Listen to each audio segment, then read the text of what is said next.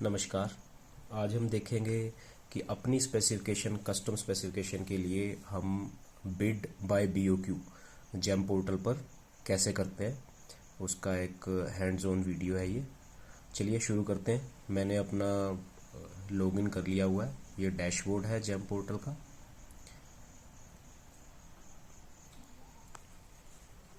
Category में select करेंगे। Category में सबसे नीचे है बीओक्यू बेस्ड बिडिंग, हम इसे क्लिक करेंगे। सबसे पहला ऑप्शन है चूज़ रिलेटेड कैटेगरी। हम मैक्सिमम 3 कैटेगरी एक बीओक्यू बिड के लिए सिलेक्ट कर सकते हैं, ताकि एक ही बार में हम अपनी मल्टीपल आइटम्स को परचेज करने के लिए बिड डाल सकें। चलिए सिलेक्ट करते हैं रिलेटेड कैटेगरीज, ऐड कैटेगरीज।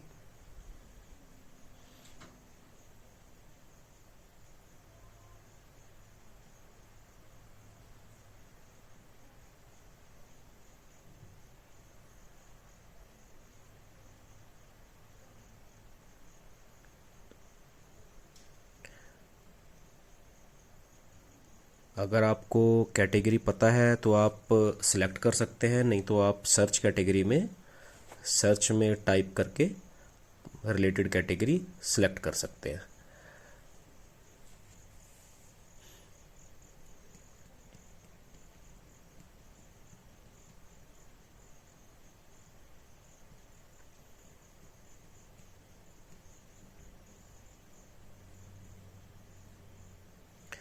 यदि मुझे डेस्कटॉप परचेज करना होता तो मैं डेस्कटॉप सर्च करता, और जैसा कि आप देख पा रहे हो कंप्यूटर, डेस्कटॉप कंप्यूटर में मैं कैटेगरी सिलेक्ट करता। लेकिन आज हम एक मॉडम की परचेज चेक करेंगे। Add category, modem.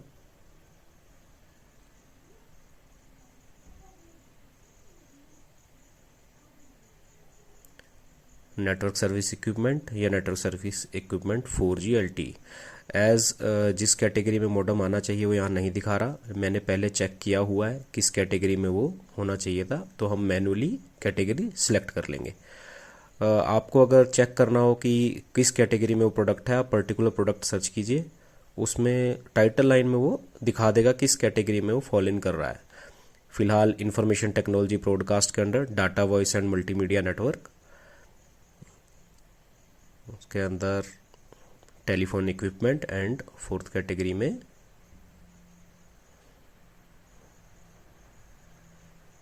Add on gateway.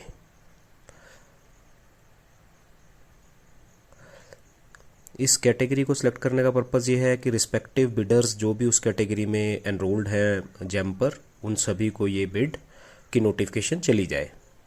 अगर मुझे एक और कैटेगरी ऐड करनी है मैं कर सकता हूँ, लेकिन फ़िलहाल हम एक सिंगल कैटेगरी के लिए बिड करेंगे। सेकंड ऑप्शन में अब हमारे पास स्पेसिफिकेशन डॉक्यूमेंट अपलोड करने के लिए पूछा जा रहा है, तो मैंने एक स्पेसिफिकेशन डॉक्यूमेंट तैयार किया हुआ है। मैं उस फाइल को अपलोड करूँगा, एक PDF डॉक्यूमेंट।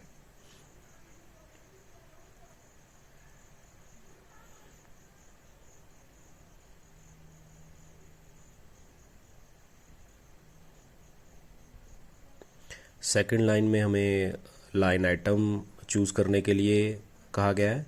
लाइन आइटम का मतलब है पर अगर आपके मल्टी पर कंसाइनी है, आपको पर्टिकुलर एक एक आइटम किस कंसाइनी लोकेशन पे देनी है, आपको वो फाइल अपलोड करनी है। आप एक डाउनलोड सैम्पल फाइल करके एक प्रॉपर फॉर्मेटिंग यहाँ से ले सकते हैं। आप डाउनलोड सैम्पल फाइल करेंगे, आपको एक फॉर्मेट आ जाएगा जिसमें आप न्यू ऐड फाइल ऐड कर सकते हो, न्यू लाइंस ऐड कर सकते हो।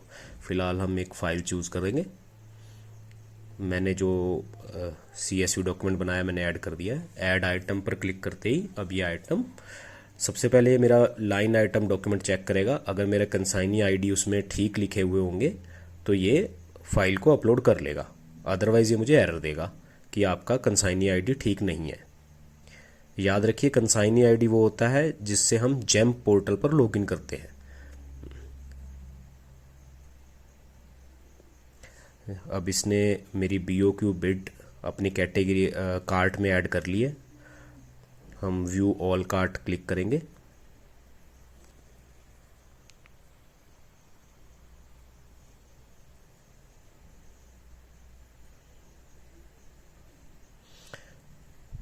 Proceed to checkout. अब अगर आप कंफर्म करना चाहते हैं कि स्पेसिफिकेशन डॉक्यूमेंट और आपका लाइन आइटम डॉक्यूमेंट ठीक है नहीं, आप यहाँ क्लिक करके उसको डाउनलोड करके क्रॉस चेक कर सकते हैं। फिलहाल मैं प्रोसीड टू चेकआउट करूँगा।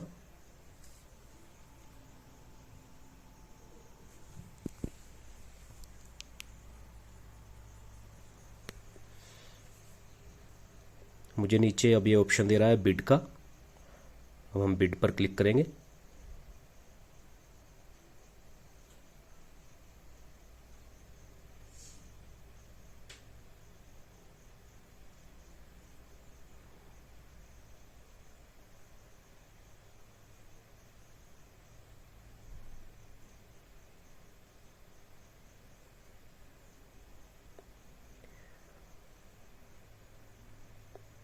देखिए इसने आइटम मेरी दिखा दिया है। अगर मेरी लाइन आइटम 3-4 होती तो यहाँ पर ऐसे ही 3 या 4 आइटम नंबर्स दिखा रहा होता, जिसपे हम इंडिविजुअली 1 बाय 1 क्लिक करके उनके BOQ सेव करते। क्योंकि मेरे पास एक ही लाइन आइटम है, इसलिए सिंगल एक ही ऑप्शन मेरे पास इस वक्त आ रहा है।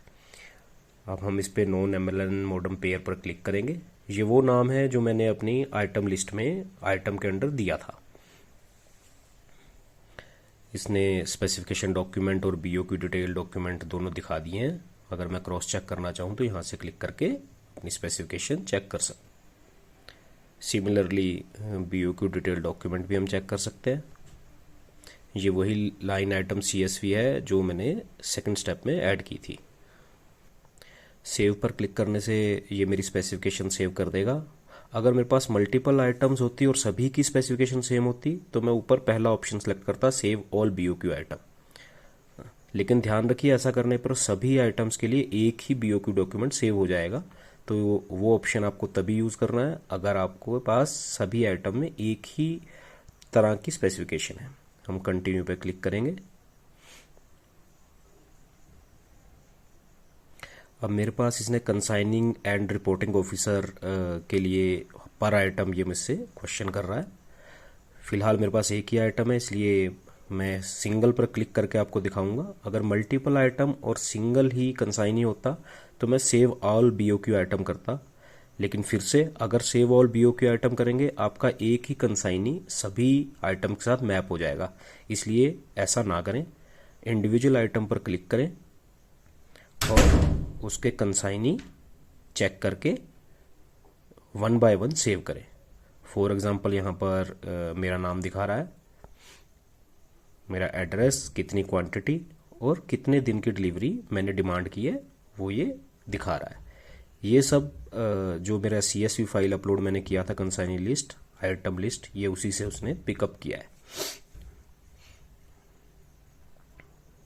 सेव करने के बाद ये आइटम ग्रीन हो जाएगी। कंटिन्यू पे क्लिक करेंगे।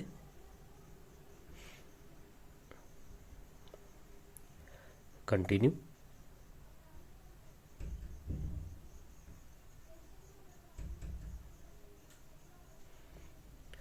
ये अब मेजर डिटेल हैं जहाँ पर मोस्टली सभी को कन्फ्यूज़न रहती है। ये हमारी बिड की मेन डिटेल्स हैं। जैसा कि आप देख पा रहे हैं, बिड स्टार्ट डेट, ये जैसे ही हम फाइनल बिड पब्लिश करेंगे ये अपने आप हाईलाइट होगी। कितने दिन के लिए मुझे बिड सबमिशन के लिए टाइम देना है, मैक्सिमम 45 डेज दिए जा सकते हैं। फिलहाल मैं 11 या 12 दिन इस बिड के लिए बिडर्स को दूंगा ताकि वो उन 11 या 12 दिन में अपनी बिड डॉक्यूमेंट मेरी स्पेसिफिकेशन के अनुसार अपलोड कर सके। इसने अपने आप टाइम कैलकुलेट कर लिया है 12 दिन के बाद कब खुलेगी ये bid. Bid offer validity from end date, इसका पर्पज़ है कि टोटल बिडिंग प्रोसेस हमें कितने दिन में पूरा करना है, including finalisation of rate and administrative sanction या फाइनेंशियल सैंक्शन लेने के बाद परचेज ऑर्डर प्लेस करने तक। तो हम मैक्सिमम 80 डेज का टाइम हम दे सकते हैं, मैं वही सिलेक्ट कर रहा हूँ।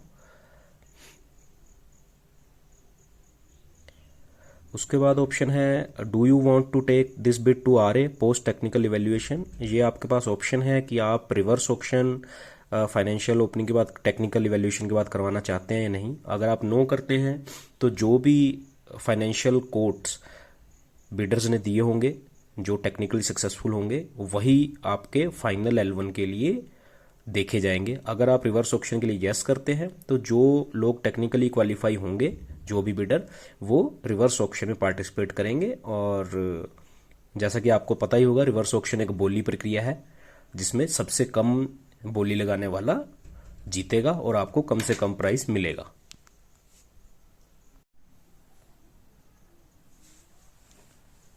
अब सेकंड ऑप्शन है bid to R A qualification rule. इसमें दो ऑप्शन है, 50% एलिमिनेशन या H1 बिडर एलिमिनेशन, यानी कि जो जिसने सबसे हाईएस्ट प्राइस कोट किया होगा वो रिवर्स ऑक्शन में पार्टिसिपेट नहीं कर पाएगा, या 50% ही पार्टिसिपेट कर पाएंगे।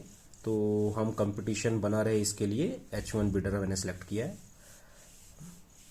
अब यहाँ पर आ गया time to be allowed to seller for technical clarification during technical evaluation. इसका पर्पस है कि अगर आपको उसके डॉक्यूमेंट में बिडर के कुछ क्वेरी है तो आप जब क्वेरी उसको लगाएंगे तो उसको कितने दिन मिलेंगे उसका जवाब देने के लिए। तो हमने 2 दिन सिलेक्ट किए हैं। बिड एस्टिमेट वैल्यू, ये वैल्यू डिफाइन होती है या यूज़ की जाती है EMD या टेंडर की कॉस्टिंग की EMD के रेट्स डिफाइन करने के लिए और आपकी अदर टर्म्स स्पेसिफाई करने के लिए, जैसे कि OEM का टर्नओवर कितना होना चाहिए, बिडर का टर्नओवर कितना होना चाहिए। तो हम बिड एस्टिमेट वैल्यू सिलेक्ट करते हैं। आपके पास ऑप्शन दिया जाता है कि आप ये बिड एस्टिमेट वैल्यू अपनी बिड में बिडर्स को दिखाना चाहते हैं या नहीं। BOQ टाइटल, ये आप अपनी मर्जी से यहाँ पर टाइप कर सकते हैं, जिससे कि बिडर्स को फर्स्ट व्यू में ही पता लग जाए कि बिड किस चीज़ के लिए है। ध्यान रखिए, अगर मैं कोई भी ऑप्शन इसमें नहीं चूज़ करता हूं तो जैसे ही मैं नेक्स्ट सेव करूंगा तो ये पूरा का पूरा पेज एरर के साथ दोबारा से मुझे स्टार्टिंग से भरना होगा।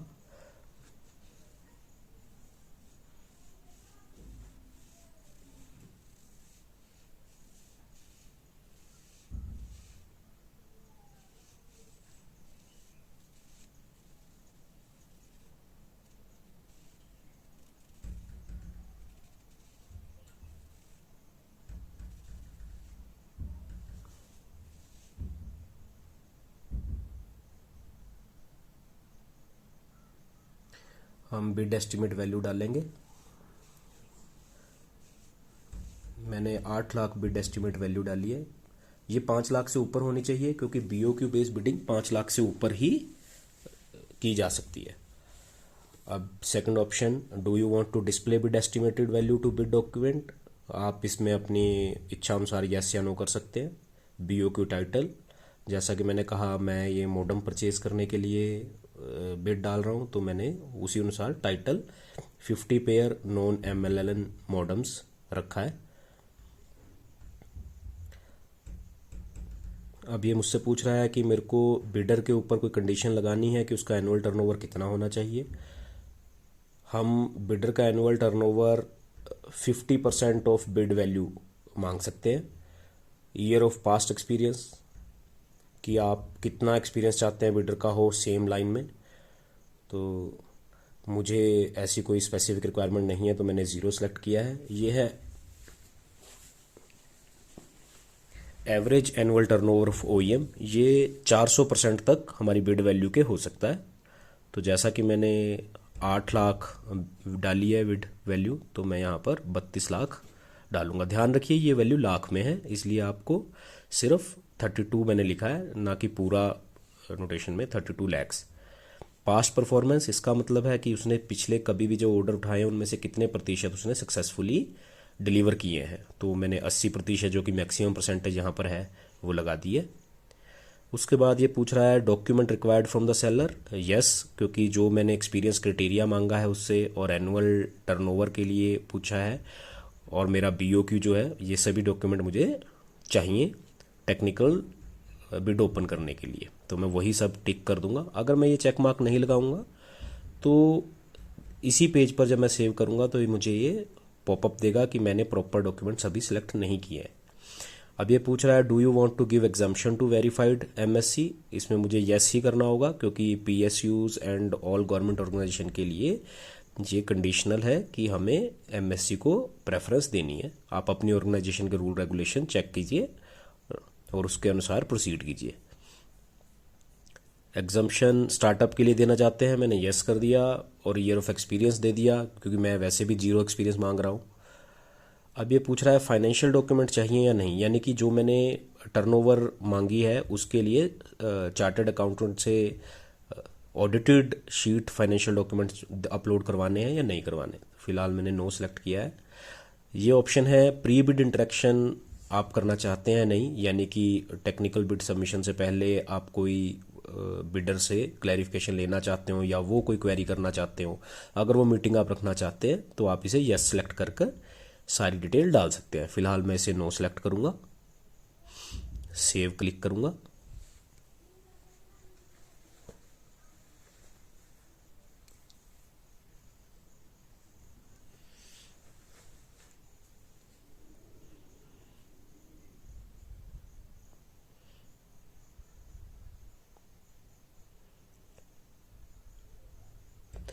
अब हमें नेक्स्ट पेज पे ले आया है ईएमडी एंड ईपीबीजी डिटेल। जैसा कि मैंने कहा था, जो ईएमडी है और ईपीबीजी है वो हमारी रेफरेंस प्राइस के अकॉर्डिंगली ही डिसाइड होगी। अगर आप कोई टेंडर में बिड में पार्टिसिपेट करने के लिए ईएमडी रखना चाहते हैं तो आप इस पेज पर उसे सिलेक्ट कर सकते हैं। फिलहाल मैं ईएमडी के लिए नो कर रहा हूँ। अगर मैं चाहूँ तो इसको यस करके अपनी परसेंटेज दे सकता हूँ। ईपीबीजी के लिए मैं यस कर रहा हूँ। इसका मतलब है कि जो फाइनेंशियल L1 बिडर होगा, अगर वो ऑर्डर उठाता है तो उसे एक परफॉर्मेंस बैंक गारंटी देनी पड़ेगी। वो इसलिए कि अगर वो प्रॉपर परफॉर्म नहीं करता, यानी कि मेरी अकॉर्डिंगली चीज़ें सप्लाई नहीं करता, तो मैं उसकी ईपीबीजी रख सकता हूँ। फिलहाल मैं इसको भी नो करूँगा, सेव।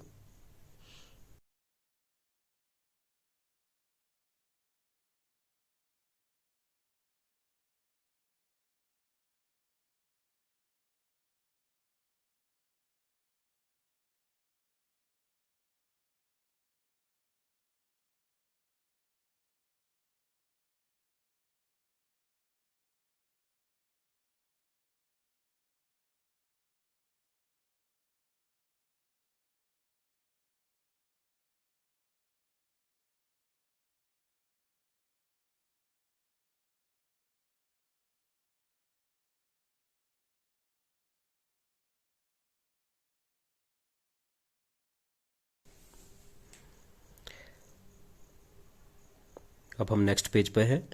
यहाँ पर ये मुझसे पूछ रहा है स्प्लिटिंग रिक्वायर्ड या नहीं। अगर मेरा बहुत ज़्यादा क्वांटिटी का ऑर्डर होता तो शायद मैं स्प्लिटिंग यस करता। इसका मतलब है कि L1, L2, L3 में मैं ऑर्डर डिवाइड करने के ऑप्शंस सेलेक्ट करता, जिसमें मैं अपनी कंडीशन लगाता कि L1 का प्राइस मैच करने पे L2 को कितने परसेंट ऑर्डर मैं दूंगा।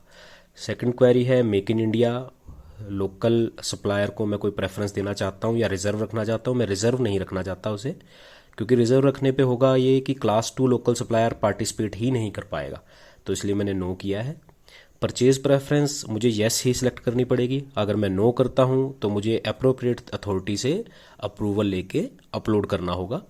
अप्रोप्रिएट अथॉरिटी जो जेम के थ्रू अकॉर्डिंग है वो रिस्पेक्टिव मिनिस्ट्री का सेक्रेटरीट है। ये नंबर्स मैं चेंज नहीं कर सकता, ये गवर्नमेंट की गाइडलाइन के अनुसार जो वैल्यूज़ हैं वो प्री डिफाइंड हैं। अब ये क्वेश्चन कर रहा है कि मैं क्लास 1 क्लास 2 से ही पार्टिसिपेशन चाह रहा हूँ या other than make in India से भी पार्टिसिपेशन करवा रहा हूँ। अगर मैं नो सेलेक्ट करता हूँ तो जैसा कि इसमें लिखा है कि अगर आपके पास कॉम्पिटेंट अथॉरिटी की एग्जम्पशन है तो आप नो सेलेक्ट कर सकते हैं, अदरवाइज आपको यस पर क्लिक करना है।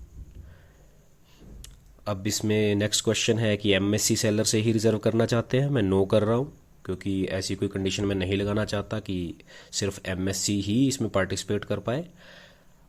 परचेज प्रेफरेंस अगर एमएससी को मैं नो करता हूँ तो जैसा कि आपके सामने दिखा रहा है कि गवर्नमेंट ऑर्गेनाइजेशन होने के नाते आपको ये रूल मानना होगा, तो हम सेव करते हैं। अगर कभी ऐसा हो तो प्लीज़ पेज बंद ना करके उसे रिफ़्रेश कीजिए बिड वहीं से दोबारा कंटिन्यू हो जाएगी।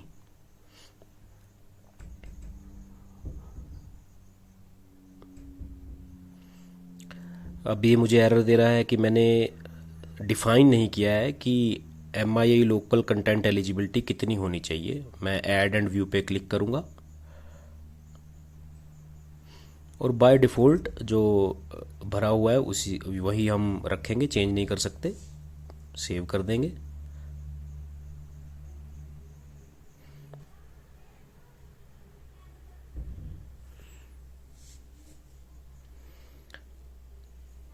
सेव करेंगे। अगर इस पेज में कोई भी चीज़ मिस नहीं होगी तो ये हमें नेक्स्ट पेज पर ले जाएगा।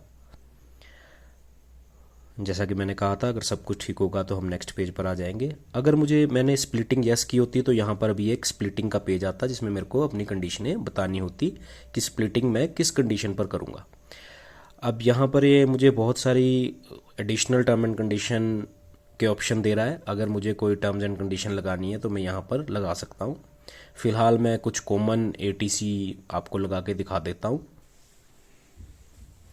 आप यहाँ पर अपनी मैनुअल टेक्स्ट बेस और एडिशनल टर्म एंड कंडीशन भी अपलोड कर सकते हैं। फ़िलहाल मैं सेलेक्ट करूँगा स्कोप ऑफ सप्लाई, टिक करूँगा और ऐड पर क्लिक करूँगा। जिस भी कंडीशन में कुछ फर्दर कंडीशन लगी होंगी उस पर पेन का निशान आएगा और उसको आपको सेव करने से पहले एडिट करना होगा। जैसे कि मैंने क्लिक किया है एडिट, यहाँ पे मुझे ऑप्शन दे रहा है ये supply installation testing and commissioning. मेरा ये क्लोज सक्सेसफुली ऐड हो गया है।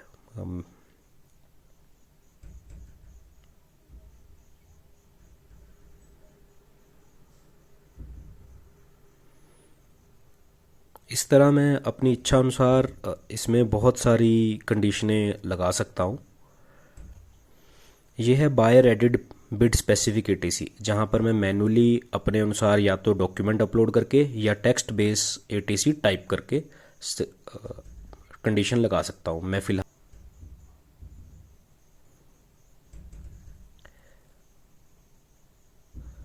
ये एक जेनरिक क्लोज है बिडर फाइनेंशियल स्टैंडिंग, जो मुझे ठीक लगता है कि जो भी बिडर है वो अंडर लिक्विडेशन नहीं होना चाहिए।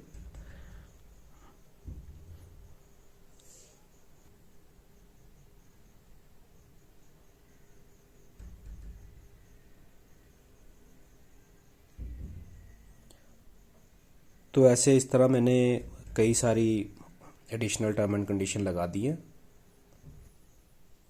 सबमिट करेंगे। प्लीज़ ध्यान रखिए जब ये स्क्रीन ऐसी आ रही हो तो बैकग्राउंड पर क्लिक ना करें, क्योंकि वरना ये आपकी सेव नहीं होगी। ये घूमने वाला आइकन अपने आप बंद हो जाएगा, तब ये फाइनल बिड सेव होगी। अब मैं इसे ओके कर दूंगा। अब मुझसे ये टर्म्स एंड कंडीशन का एग्रीमेंट लेगा, आई एग्री। अब अगर मैं वेरीफाई OTP एंड पब्लिश पे क्लिक करूंगा तो मेरे रजिस्टर्ड मोबाइल नंबर पे एक OTP आएगा और जिसकी सबमिशन के बाद ये बिड पब्लिश हो जाएगी, यानी कि बिडर्स को एक नोटिफिकेशन चला जाएगा जो भी उस कैटेगरी में एनरोल होंगे। Thank you.